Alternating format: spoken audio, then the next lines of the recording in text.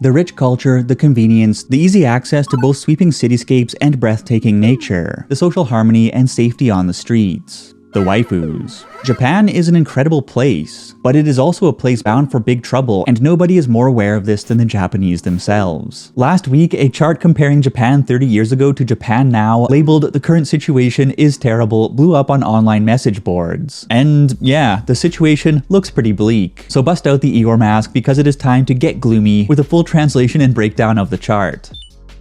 To kick off the chart, firstly we have average real annual income, which actually peaked in 1992 at over 4.5 million yen, but has trended downward ever since, declining to 4.3 million yen by 2018. Two of the reasons for this decline are: one, the bubble economy implosion that haymaker Japan's seniority-based employment system in which salaries increase with numbers of years worked, and two, business model issues such as lagging adoption of information communications technology that have made Japanese companies less productive than competitors. Secondly, we have monthly social insurance payments, which have doubled from about 30,000 yen a month to more than 60,000 yen a month over the past 30 years, meaning that twice as much potential play money is coming out of your paycheck and going into government programs. Bearing in mind that these premiums do not include big sluggers like municipal tax and income tax. And unfortunately, as the population 65 plus segment rapidly increases as a proportion of total population due to high life expectancy and low birth rates, the financial burden will be carried by fewer and fewer workers in the future. So these payments will certainly increase. Thirdly, we have bank interest from money sitting in savings accounts. And this chart showing savings account interest rates at Yucho Bank over the past 100 years really tells the tale. Bank interest rates are set relative to a country's inflation, but since the Japanese economy is so stagnant, these rates are kept extremely low to encourage consumption and investments to stimulate the market. So basically, don't leave that fat 100 in your savings account, and make sure you invest it in something that actually has a rate of return. Next, we can see that retirement money, aka lump sum company retirement payments and company pensions, have taken a huge hit over the past 30 years or so. The average payments peaked at 28.71 million yen in 1997,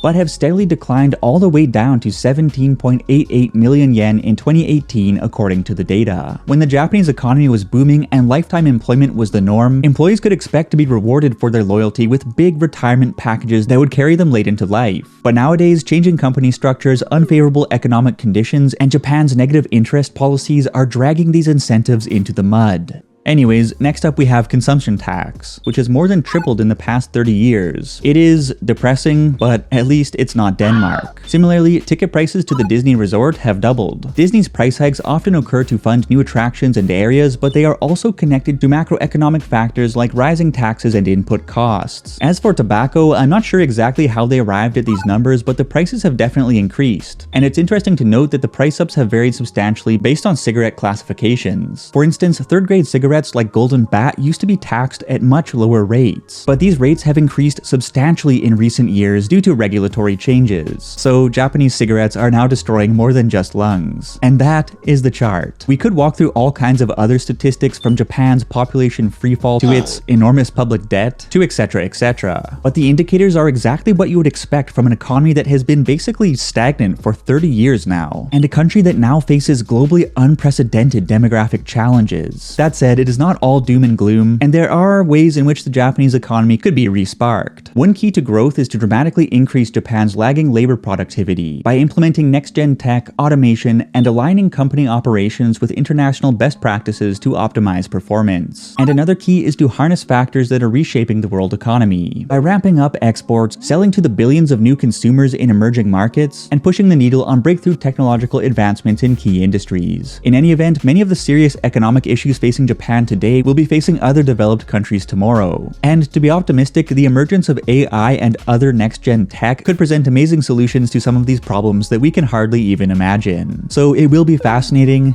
and hopefully not incredibly sad, to see where exactly Japan goes from here.